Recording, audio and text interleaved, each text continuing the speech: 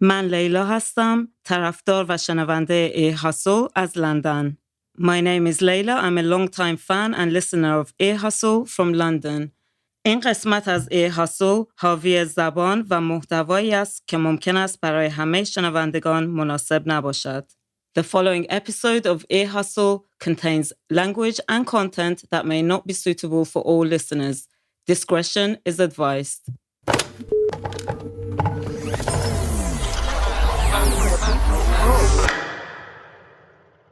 It's really good to have you back. Great to be back, man. I know it is. This is my Brody, Richard Solomon. Wait a minute. What's Brody? Brody, my brother, my buddy, my homie. Nice. Okay, got it. And he's a professional basketball player who was playing ball in Japan when he got picked up for possessing CBD vape pens. Oh, I'm not surprised. I lived in Japan. They are serious. He spent almost 5 months alone in a prison cell. Pretty much nothing to do but sit and wait for time to pass by. Sometimes I just lay down and just breathe, literally just focus on my breathing. And I would breathe through every inch or limb of my body, from my toes to the soles of my feet, to my ankles, to my calves, to my shins, to my knees, to the back of my knees, to the sides of my knees, my hamstrings, to my quads, to my glutes, to my groins, to my private organs, to my stomach, to my back, my upper back, my lower back, my middle back, my shoulders, my biceps, my triceps, my elbows, my forearms, my fingers, my palms, my neck, my ears, my eyes, my mouth, each hair follicle on my head. Richard doesn't speak Japanese. Which means he doesn't read it either. Nah, he couldn't communicate with the guards. Right. He couldn't communicate with the guys in the other cell. He had no idea what was going on and had no one to talk to but himself. We had like a small little mirror, so I would look in the mirror, and in the morning I just talk to myself like, man, how are you doing? Somebody had to ask me how I was doing. If I didn't do it, who was going to do it? Nobody was going to be able to do it. Man, you tired? I'm tired as hell, man. But it's all right, though. We're going to get through it. It's one more day. You got through another day already. I'm Earlonne Woods. I'm Nigel Poor. And on today's show, what it's like to be locked up in a country thousands of miles from home. Where you don't know no one, can't speak the lingo, you're just alone. This is Ear Hustle from PRX's Radiotopia.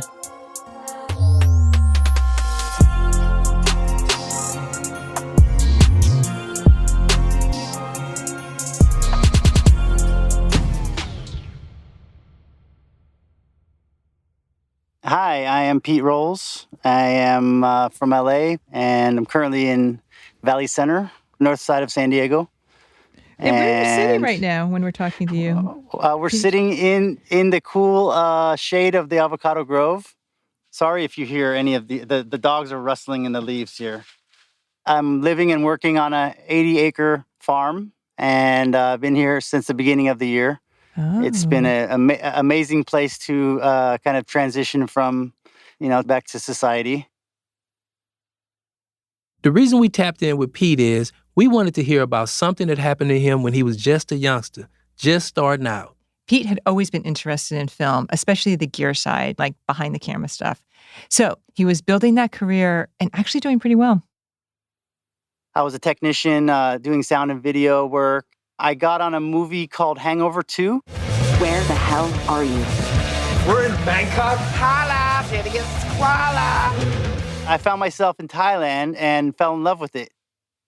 It's a different world out there, and for the certain desires and compulsions that I had kind of already fallen into, that place became like just a mecca for being a bad boy. And what are these compulsions that you're talking about? Sex, drugs, alcohol, partying, just doing what you want, when you want, how you want. And I went off the rails. I was in the depths of addiction. If myself and Nigel had met you on the streets of Bangkok the day before your arrest, who would we have met? Man, I probably wouldn't have been asleep for the previous 4 days, and I wouldn't have been able to look you in the eye. I wouldn't have been able to form a clear sentence.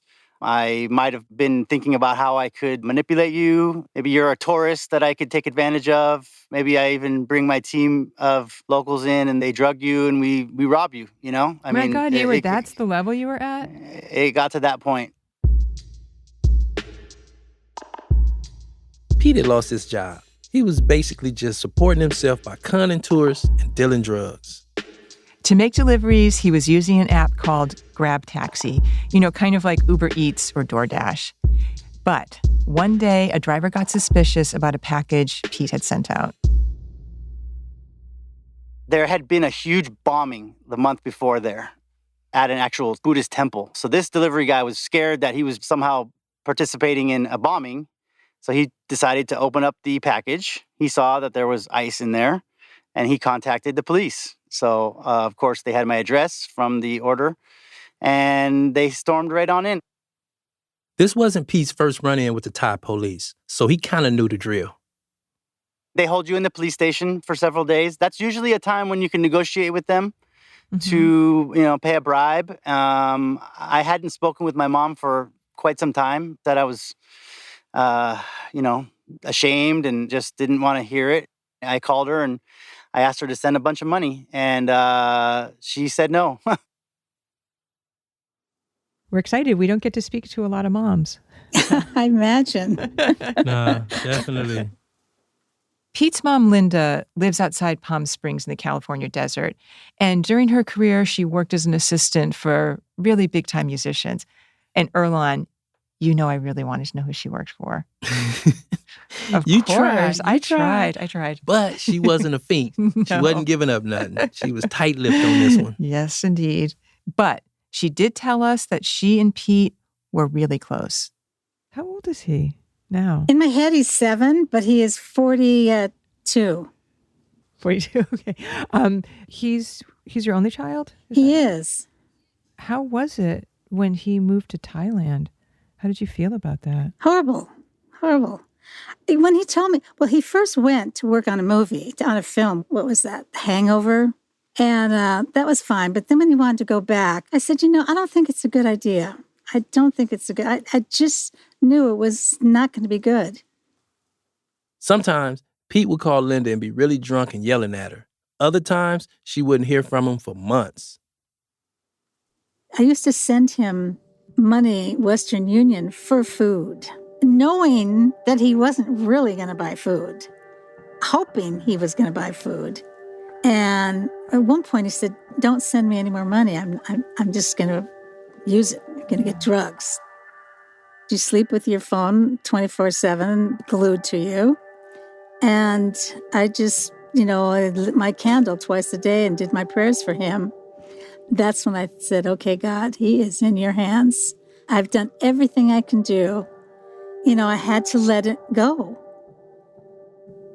Linda hadn't heard from Pete in a year when she got that call from the police station.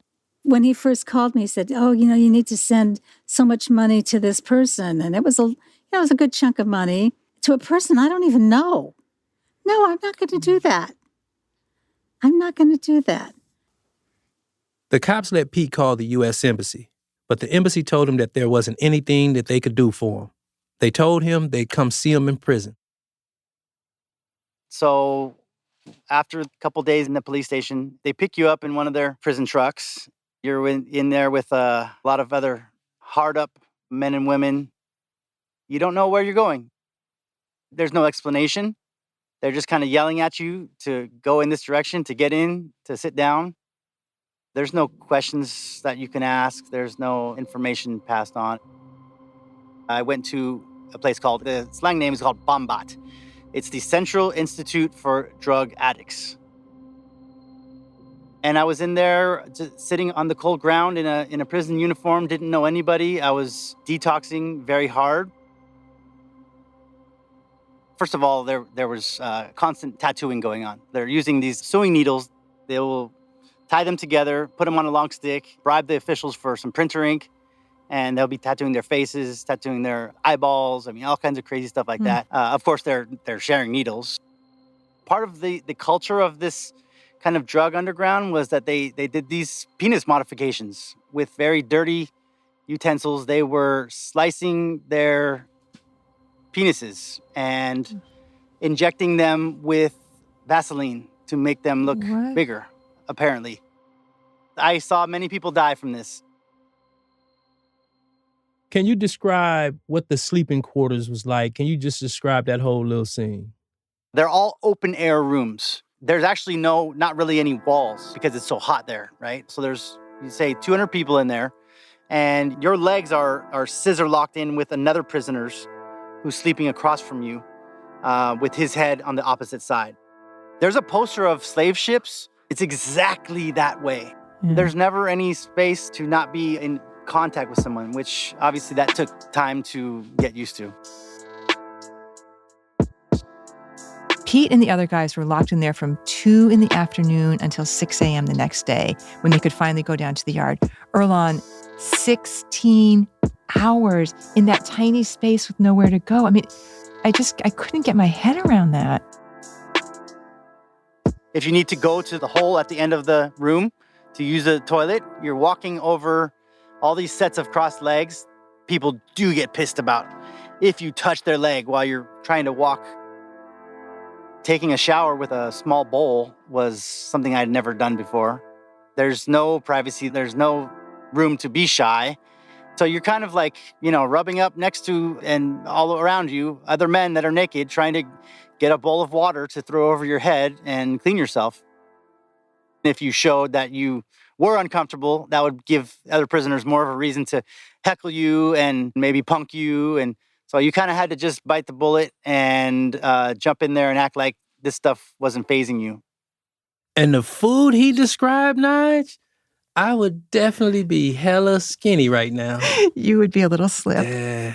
The prison food that they provide you is basically white rice, and the soup that goes along with that is either the outer layer of a pig with the hair still in it. So there's no meat. It's not even the fat. It's just the thick layer of the pig's skin, which I could never get that one down. Or then the other one would be chicken feet, which aren't so bad, actually. So that was the same food over and over again, were those 3 basic... Yeah, until you have money. At the risk of sounding dramatic, it was the first time that I felt like, wow, is this what starvation feels like? Being hungry, being alone, I think that's kind of like the universal prison experience. When you first get there, you feel like everyone else has found their place, found their people, right. And you're the outsider. Yeah, totally. But finally, things started to turn around for him. For one thing, Pete's mom figured out how to send him money. Yep. And just like any prison anywhere, Nige, you gotta have a source of income, some type of money, because you need it in prison. Once you have money on your account, then you're styling. You can get some really good food, which is not part of the actual official system there. The whole prison is an actual living community. The guards are called commandos. They all live in there. Their wives will cook up wonderful Thai food every day and package it. You can order a really nice, original Thai food meal for $1.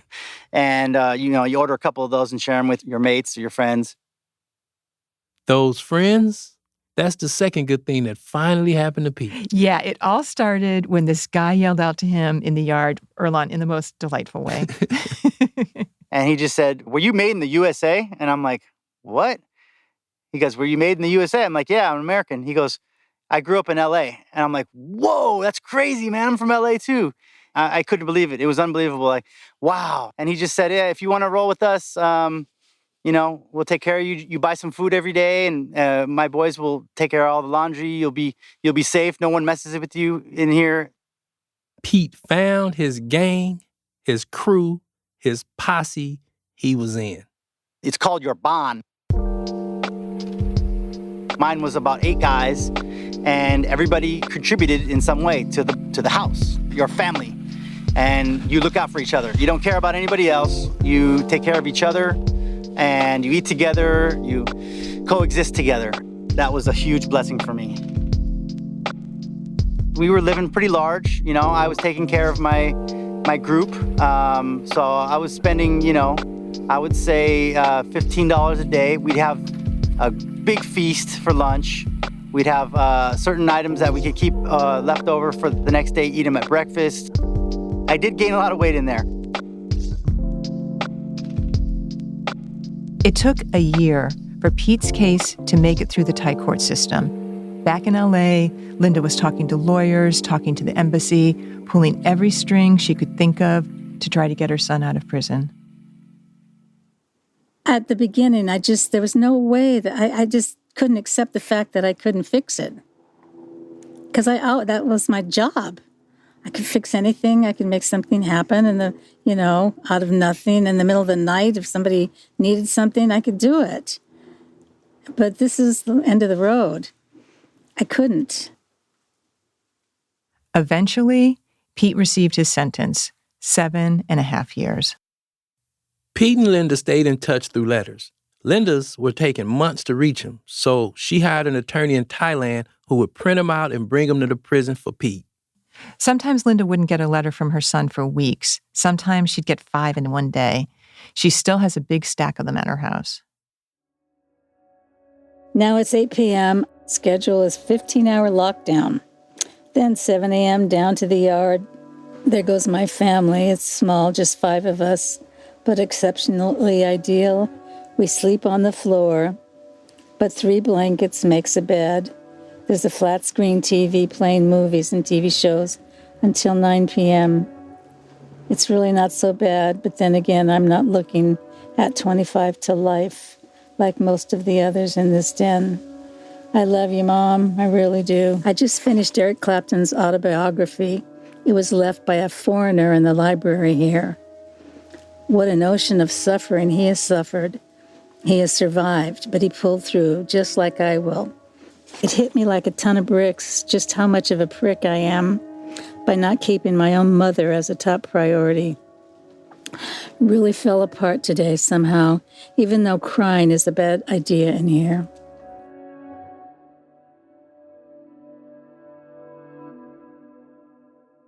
Were the letters ever, a little too much for you? Was there some part of you, that wanted to hold back or maybe know a little less? Thank you, yes. Sometimes it's too hard to read. There was a lot of really good stuff, but there were days and I just thought, oh. What were you trying to protect in yourself? I had to stay strong. I couldn't break down. I had to fight. I had to hold this together. This is my baby. And there's this whole financial side to what Linda's going through. Yeah, and that's the side that no one sees. How much do you send monthly to a foreign prison? Maybe $1,200. And then I paid $500 for the attorney. Every month? Yes. Wow. Well, what did you give up for yourself in order to make that happen? I mortgaged my house. Yeah, my savings, my retirement. Oh, my girlfriend, bless her heart, I love her. I said, oh man, this is going to cost a fortune. And she said, listen, you have to rob a bank, I'll go with you. Do you think he understood what a financial strain this was for you? At the time, I didn't want to even go there. I didn't want him to feel any more guilt. No, he probably didn't. Was there any part of you that resented it? Yeah, of course. Yeah. Believe me, I got a bill to give him. Yeah, I mean, is he going to take care of you? You bet he is. It's his turn. Yeah. You bet he is. You do it because I love him and I want him to see him again. And who else is going to do it? I knew I was feeding not just Pete, I was feeding all of them. They used to send me cards. This one inmate said he was from Cambodia. He was there 9 years and he never received a letter or a card. He had no family, had nobody. So I wrote him a letter. Then he would write me and they call me mom. And, when some of the inmates got out, they would call me from India, Cambodia, England, and they still write me. What I'm hearing is like, this was almost like a job for you. You're sending money to your son. You're finding ways to get letters to him. You're trying to take care of other people there. You're making calls to other people's family. Like this, did this just take over your life? Yes, it did. It was daily. It took over a lot of my life. I really retreated because it's not like I really felt like I could go have a social life and party. And you can't see friends and tell them in a few minutes, oh, how's Pete? Well, you're not going to say in 5 minutes, well, tell them the story. So I really withdrew a lot. Just the stress of it all definitely took a toll. You know what, Naj? What? It's time to get to my favorite part of this story. So I was driving. I did a lot of trips in those years from L.A. to where I live in the Coachella Valley. I was put on public radio, and then I heard this story about a prisoner, and I just turned it. I said, man, I do not want to hear any more prison stories. Turn that sucker off, Then I'm driving a little while. Oh, I'm curious now. What's going on there? One day you may get graham crackers. I started listening, and it was really a good program. Banana sandwich, jelly sandwich, and those are the best sandwiches. Erlan. A really good program. Great. You might be right. Really? Is that your favorite sandwich? No, that's like the easiest go-to sandwich. Called Ear Hustle. I've heard of that. Yeah, a public radio station was broadcasting one of our episodes, and Linda just happened to catch it. What do you think made you keep listening? Well, because it was a positive thing. It was somebody telling the story of how they made it through. That they were still standing and they were still having, their experience in life. So she found the transcripts, printed out an episode, and she sent it to me. And I read it, and I'm like, wow, this is so cool. So I, of course, asked her for more. And I said, send as many as you can. He wrote me back. He said, that's so great. Everyone loves it. We love it. Kept printing them and sending them to him. When the mail came, which was ever very, very rarely, maybe once every week and a half or so, we passed it around to all the other foreigners, and everybody was taking turns, 4 or 5 episodes at a time. And I'd delegate them out. Okay, when you finish with that one, pass it to him. I'd see my guy that was in another room. Hey, did you read that one part of the story? Oh, that was so great. Oh, how about this side? How about that guy? And one transcript was probably read by, over 20, 25 people. We had this form of entertainment that was relative to our life and actually put things in a very interesting perspective. And it got us connected with other prisoners just through the text on a page. Pete starts thinking maybe we would want to know more about him. I'm overseas, and we're in this dungeon, and we're really enjoying your show, but we don't have radios. I totally remember getting his letter. In fact, Erlan. Oh, you got it right here. Of course, I have it right here. I keep everything archived. This is in its own little plastic sleeve. Damn. Dear Ear Hustlers, Pete R. here, writing from Bangkok's Bombat drug prison. Just wanted to tell you that we've been getting printouts of your show, and it's great for us to read, locked up here abroad. Myself, I'm American, but dudes here are from all over the world. England, France, Germany, Colombia, Peru, China, Iran, Iraq, Pakistan, you name it. Thailand is real drug central. But we appreciate whoever it is over there who's in charge of transcribing your show, so people like us without the privilege of radio can still enjoy and even be part of it. Hint, hint, if you all could give us a shout out in the future, that would be really great. And you know what?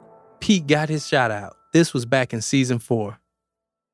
Okay, this was really cool. You know how we have listeners send us letters? Yeah. Well, we got this letter from a woman whose son is serving time in a prison in Thailand. Shout out to the guys in Thailand, man. I can't wait till they read that in the transcript.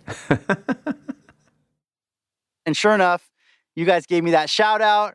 we got the transcript of that episode and we were like, damn, we're on the radio in America, man. Like everybody's tripping out and like, that's pretty cool. Like nobody would have imagined that. It was just so amazing when your mom Yeah. wrote to us and told about that. It really was, I think, blew all of our minds and made us really happy. So thank you. It's really incredible. For years, Pete had been on a list for a prison treaty transfer. This is when countries agree to send a foreigner back to their home country so they can serve out the remainder of their sentence there. So Pete was eligible and ready to go. But there was this one other guy ahead of him. Months went by, didn't hear anything. And one day I was eating my breakfast. They called my name over the loudspeaker in Thai. They said, pack your things, you're going now. All my family's yelling, yay, yay, everybody's going, oh, wow, wow. People are coming up and giving me hugs and slapping me on the back. And I was just in shock. And so I just dropped everything and gave my few possessions away to my friends. And they handed me over, as a prisoner from their system into the hands of the DOJ. It wasn't until Pete got home that he found out what had happened to the other guy in the Thai prison, the one who was ahead of him on that list to get transferred. Federal prison guards came to his building to pick him up, and he was sick. He had diarrhea, he was vomiting, and they said, no way, we can't take this guy. Somehow, on that day, they managed to change all the travel documents, the visas, the tickets, everything into my name, like within the hour. And that was the reason why they picked me up spur of the moment without any forewarning. 2 days later, COVID hit officially and they shut the whole thing down. And that other American got stuck there and he's still there now. One day I'd like to find him and thank him and tell him sorry, man. It was February 28th, 2020. I'm driving and the phone rings and I see this number, 800 number come up. I think, I'm not going to answer it. It's one of those calls. Then I thought, okay, let me see who it is. And then they said, this is some prison. I didn't know who it was. So-and-so has a collect call for you. Will you accept? And I thought, who in the heck? And he said, hey, it's me. I said, who? He says, Mom, it's me. He goes, I'm here in LA. I said, oh man, let me pull over. I'm going to crash this car. Pete had been taken to the Metropolitan Detention Center in downtown Los Angeles to carry out the rest of his sentence. Which turned out to be just 7 weeks after the judge factored in the time he'd already served in Thailand. When Pete was finally released, his mom was there to pick him up. He just lost it. He fell at my feet and cried. And we just had the biggest embrace and hug, and it was great. He looked full of light. And how were you? Did you feel lighter? Did you move differently? Yes, all of the above. All of the above. Do you remember waking up in the middle of the night and being like, yep, he's here. He's yeah. I'd say, oh my God, all this time I didn't know where he was, and now he's in the room next door. He's there. Did you ever go in and peep at him sleeping or anything? Oh, like sure. That? Yeah, to go in there and see him there and his chest breathing and his, comfortable. And I know he had a good dinner. And yeah, that's a mother's dream. Still checking on their baby, right?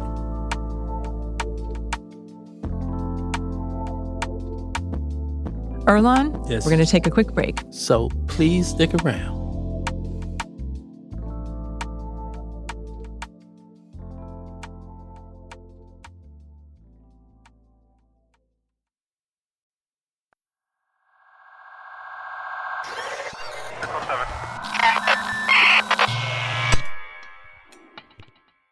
If we had met you in June 2009, can you tell me about the person that we would have met? Who do we have sat down and had a cup of coffee with? Woo, okay. The person I was in 2009, I was passionate and I was angry. I was very kind of destroyed by the failure of our movement to stop the wars in Iraq and Afghanistan. I was also idealistic and driven to move across the world and discover and create a whole new life in Syria, in the Middle East. And how old were you? 29. 29, okay. So like that's a real turning point age. Mm-hmm. Yeah. This is journalist and playwright Sarah Shore. When you look back at that person you were at 29, what sorts of feelings do you have? Definitely have a sense of loss, feeling of how much we've lost in the interim in our world, that the sort of anything seemed possible. Like when I was 29, I was just like, the world is endless and I'm falling in love with the world. Some listeners will probably remember hearing about Sarah when her name was in the news in 2010. Earlonne, do you remember her? Yeah, I remember the story. Not every detail, but I do remember it happening. Yeah, pretty much the same for me. Well, when Sarah was 29, she was living in Syria inside a camp for Palestinian refugees. She was teaching English, studying Arabic, and also working towards a career as a journalist. And she was also in love with another American journalist named Shane Bauer. I felt like I'd met my match with him, that we could do anything and go anywhere together. We had a real kind of powerful and expansiveness to our relationship. I mean, I had the most beautiful year of my life in the Middle East before our captivity. Truly, just a year of incredible growth. In July of 2009, a friend of theirs, Josh Fatal, came to visit from the States, and the three of them decided to go on an excursion into northern Iraq to this mountainous area where they thought they could do some nice hiking. And I know later on, a lot of people were like, what were they thinking? Why would an American be hiking around this part of the world? Totally. But I think what gets lost in the story is that this part of Iraq was actually really welcoming to Americans. We spent the night there and had tea from a tea vendor, and the tea vendor just pointed out a trail, and there were literally hundreds of other families camped there. So we felt safe. We felt like we were doing what other people were doing, and they were really welcoming. If we made any mistake, we hiked too far. We had a different concept probably than the tea vendor of what a hike is. We were just taken away by the beauty of the place and each other's company. When we got to the top of the ridge, there was a guard with a gun, and he motioned for us to cross the trail. He pointed to the ground and he said, Iran. We had no idea that we were anywhere near the Islamic Republic of Iran. There were so many narratives competing in my mind, and one of them was like, oh, come on, this is impossible. I mean, they knew that we weren't doing anything other than just having a hike and a picnic. When Sarah, Shane, and Josh arrived at prison, the guards took everything from them. All of their clothes, their belongings, and they even took Sarah's glasses. Yeah, so as a glass wearer, that is my worst nightmare. I mean, to be in a scary, unfamiliar place and you can't even see, you are so vulnerable without your glasses. I know that has to be bad. Can you try to go back there and just in detail, the smells, the textures, the light, the space around you? And again, as I said, if we ask something you don't want to answer. No, I'm just appreciating your invitation, and I'm finding, trying to find the fresh access to it. And what I remember from entering the cell for the first time is that I was yelling, screaming for Shane and for Josh. And I don't know how long I was yelling, but I remember the feeling of the cell door closing and locking. And there's definitely just no other feeling like that. The helplessness and the realization, oh, shit, I've lost my freedom and there's nothing I can do to get it back.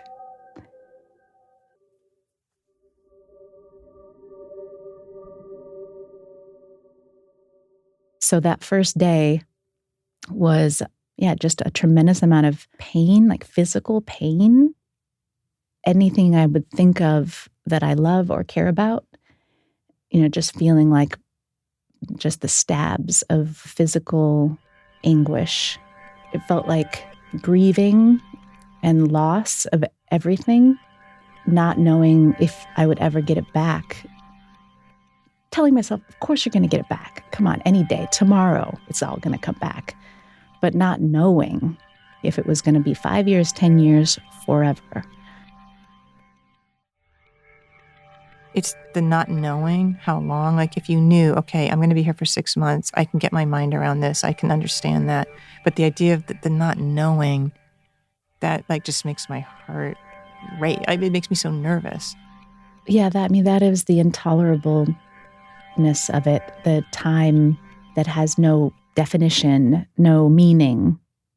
I had to construct a reason so it just didn't feel like I dropped off the earth into an abyss. I want to understand humanity better. I want to understand myself better. I want to be able to understand suffering.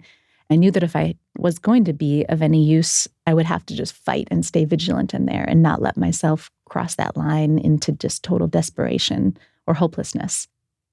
I would just pace and I would cry for a little while and then like force myself to stop crying. Did multiplication tables. That was my early coping mechanism, just to stay like focused and grounded and ready. How many things did you count in the cell? Oh, cracks, the number? No, I'm just saying cracks, dots on the wall. Mm-hmm. 'Cause I know when I've been in these cells, they even had honeycomb doors, and you would know how many how many holes is on that door. Absolutely. Because it's so the boredom. Yeah, I think I used to count every line. Because there's like 2 doors, there's the lines on the walls, the lines on the windows.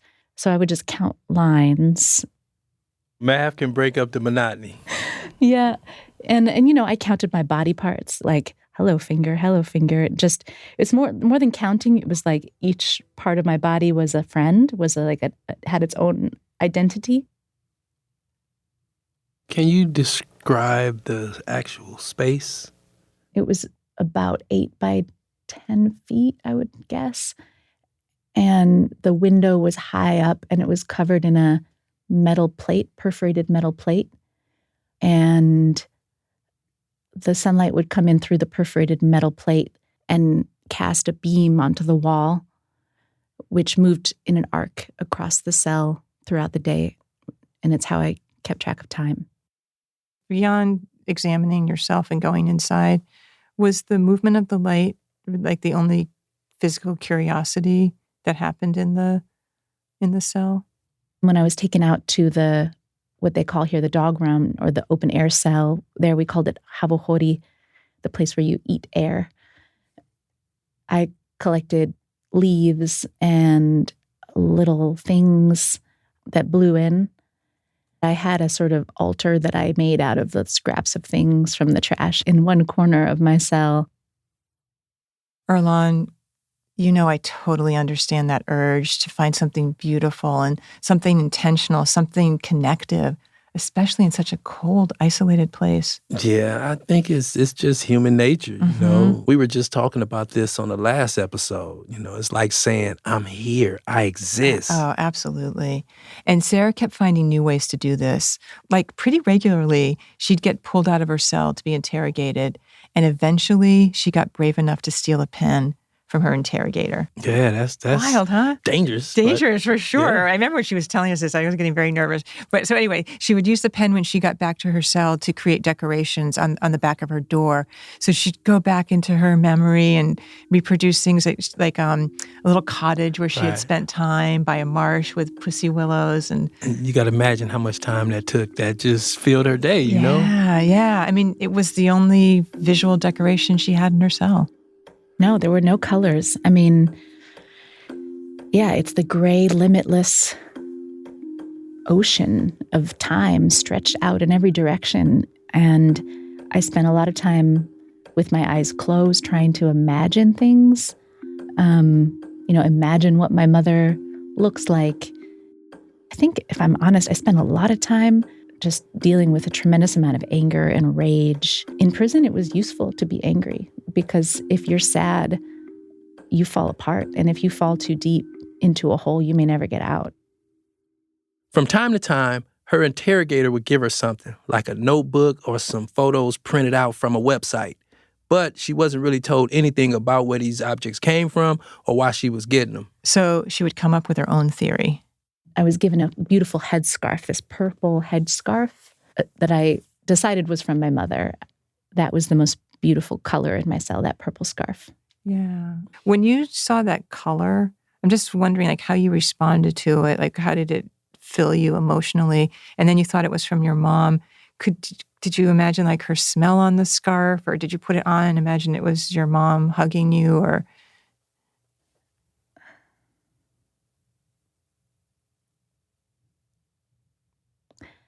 I wish it was that kind of sweet and simple, the memory I have of the scarf. I remember the scarf coming in at a time of extreme desperation when my interrogators told me that the U.S. wasn't going to do anything for us and that we weren't going to be taken to trial and that we could be there for a very long time.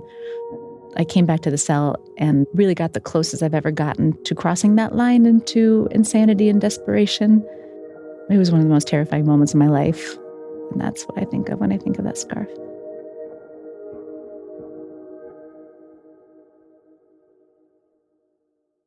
Sarah's isolation dragged on and on. A whole year passed. There were days when the old Sarah started to emerge, the activist, the fighter. I think that really started to happen when I found ways to communicate with the other women inside. So in the beginning, it was knocking on the walls, our shared walls, and not just knocking, but coming up with rhythms and then repeating them and then adding to the rhythm and creating music together. I sang at the top of my lungs. I sang Mercedes Sosa's song, Gracias a la Vida, every morning. And all the other women in the hallway would clap. I came up with dance moves. That's what I was going to ask you. Did you have some good dance moves? Oh, yeah. Lots of dancing. For a while, I was a nudist in there. I just decided, this is a way to say fuck you to the guards, to shock them with my nudity. I was the only one in isolation in my corridor. Some of the women there were many women in one cell, and they all knew about me. And it felt amazing to be known about. They would sing songs to me, and we could have conversations down the hallway. I just got into this no bullshit kind of relationship with the guards. This guard that I called Mask Lady, she used to always put my food on the floor and make me pick it up. And I started refusing food until she would hand it to me. And then I started refusing food until she would say good morning to me. Because I was you can't just come to my cell with that face and not acknowledge my humanity. I'm not going to eat. What about on the harder days?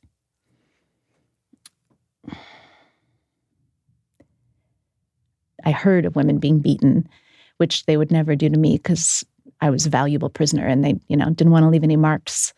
But I felt like I heard screaming and I was just losing my mind. And I just was praying that the screaming would stop and feeling a tremendous amount of hatred for the person screaming because I couldn't handle the pain. The guards burst into my cell and started to shake me. And I realized that it was me. I was screaming. That's the only time in my life I've ever lost it to that degree. And it scares the shit out of you.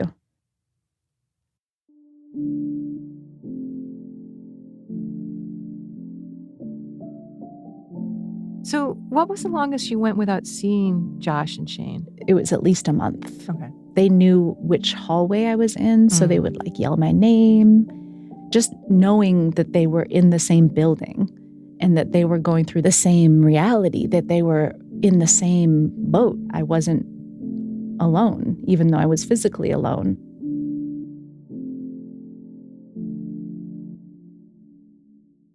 I read at a point that it really bothered you to have them use the word we. And I'm just curious about that use, like language, if you could talk about that, like that, what it felt like to hear them talk about we when you weren't maybe not feeling like a we. Yeah, I mean, I think that prison activates your core wounds, right? Like whatever core wounds you have from childhood, those are going to kind of define your daily experience in your emotional life. One of my core wounds from childhood is just being different than everyone else and not fitting in. And so in prison, when Shane and Josh got put together, I could feel how their energy shifted. I mean, jealous is not even a word. All day long, I would think about what they're doing that I can't do and what they're feeling that I can't feel. Am I ever going to be a we again? Am I ever going to get to do anything with anybody else that I can then talk about? Yeah. In those situations, your mind really start playing tricks on you. Could you relate to that? Yeah. You start to feel that you're not a part of what's going on. You know, feel like you excluded or you're not in those conversations. I woke up one morning and that light that I described to you coming through the window that would move in an arc throughout the day. Often I would wake up hours before and just agonize waiting for the light to come in. And this morning it was already shining when I opened my eyes and I could see all of these dust motes floating around inside of it. And each dust mote to me represented someone in my life or just someone that I hadn't met yet and maybe would never meet. And I thought, if I just disappeared, the whole thing will go on without me and it'll be okay. And on one hand, it's like a beautiful vision of acceptance and, letting go, surrendering. And on the other hand, in that is also just a realization, like, I don't know if I can go on with this forever.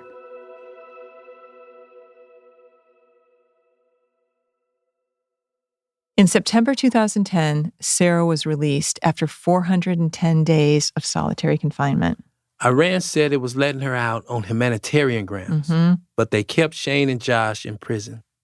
So Sarah, after all those months of total isolation, Earlonne, it's suddenly the opposite. I mean, she's everywhere, lobbying politicians. She's on the news. She's being interviewed. And can you imagine what it's like to go from that drab, isolated place and all of a sudden everybody wants a piece of you? Actually, I almost can. But for her, the only thing that mattered was getting her friends out of prison. I came out of prison with unbelievable determination and focus. The only thing that mattered to me is getting Shane and Josh out of prison. I was like a machine, like a robot. I didn't feel much of anything. I felt emotionally burned to a crisp. And I kind of liked it because I was like, I don't need these emotions. I have a job to do. I have to get these guys out of prison. And how did you physically present yourself at that time? I was in the media all the time. So I was trying to look kind of normal for the first time in my life. I was trying to appeal to like America. She had a business suit on. I mean, during that time I went on Oprah. I met with Obama. I had many meetings with Hillary Clinton. And so I was just trying to play the game, which I wasn't very good at as far as style was concerned. I was just wearing slacks and button shirts and trying to like just, bland. Like bland? Like bland. Yeah, I think I didn't really. It took a while for the color to come back into my life. I felt guilty. I hear that from so many formerly incarcerated people to have gotten out first. The only way I could justify my freedom or my existence was deprivation. I didn't drink. I exercised, just way too much. And I just worked. And I think that was a real sense of guilt and not like, I don't deserve to enjoy this. Not yet. I understand the sentiment of that, but I don't ever feel guilty. Me and my co-defendant, we got the same amount of time. My sentence got commuted after 21 years, and I'm out, and he's still in there to this very day. But Naj, I can say I don't feel guilty because I worked hella hard to get out. Totally. You know what I'm saying? And being paralyzed by guilt, That don't help shit. Exactly. And you're still helping, guys. Yes, definitely. They need me on this side to do that. Yeah, that's true. A year after Sarah got out, Shane and Josh were released as well. And since then, Sarah's really devoted herself to ending mass incarceration. Yep. She's created a play about solitary confinement called The Box. There's going to be a national tour starting in the spring. So Sarah's still very much out in the world, but those bland pants and button-downs, Earlonne, they're definitely gone. Okay, I'm going to have to ask you this one more time. So it's 2021, we're having coffee. So can you describe who you are now and just how you present? Can you answer this one for me, Nigel? No, just kidding. I can if you want. To say. Yeah, go for it. You have a lightness to you, and you seem like you have a life that's full of love. You have great style. You're sexy in a nice way, in a way that just says, I feel my life. Does any of that resonate with you? You said lightness. I love those parts of me to be seen by you right now. And I also want to add that, like, I'm also very angry. There's parts of my personality that are hard for people, even the people that love me the most. I think now that you said it, that it's not a contradiction to be sparkly and to be angry. You got to have that slow burning fire in you.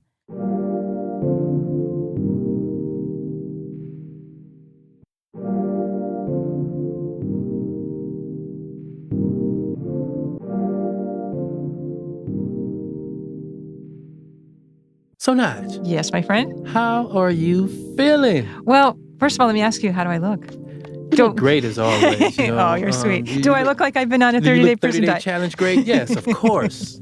Ripped up and everything. Ripped up, yes. I'm finally doing push-ups. So, yep, we have finished the 30-day challenge. It's been a pretty wild experience, and I'm looking forward to diving in to, making an episode around it. Sneak peek. What's the most you felt behind this?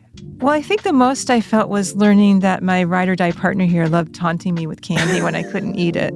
But I think it's been really interesting, all the conversations we've been having around it with the people out here on the team and the guys inside who have been supporting the project. Okay. So we're going to dive into all of that when we put the episode out in December. I'm looking forward to that episode. Me too.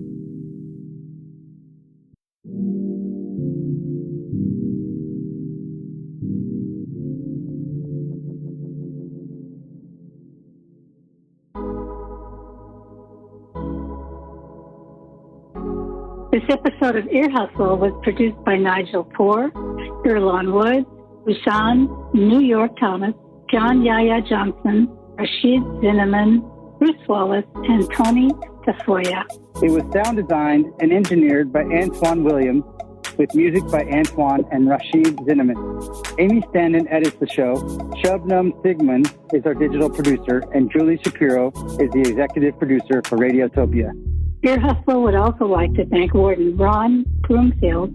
And, as you know, every episode of Ear Hustle has to be approved by this guy here. This is Lieutenant Sam Robinson, the Public Information Officer at San Quentin, and I do approve this episode. This podcast was made possible with support from the Chan Zuckerberg Initiative, working to redesign the justice system by building power and opportunity for communities impacted by incarceration. Ear Hustle is a proud member of Radiotopia from PRX. Radiotopia is a collection of independent, listener-supported podcasts. Some of the best podcasts around. Hear more at radiotopia.fm. I'm Nigel Poor. And I'm Earlonne Woods. Thanks for listening.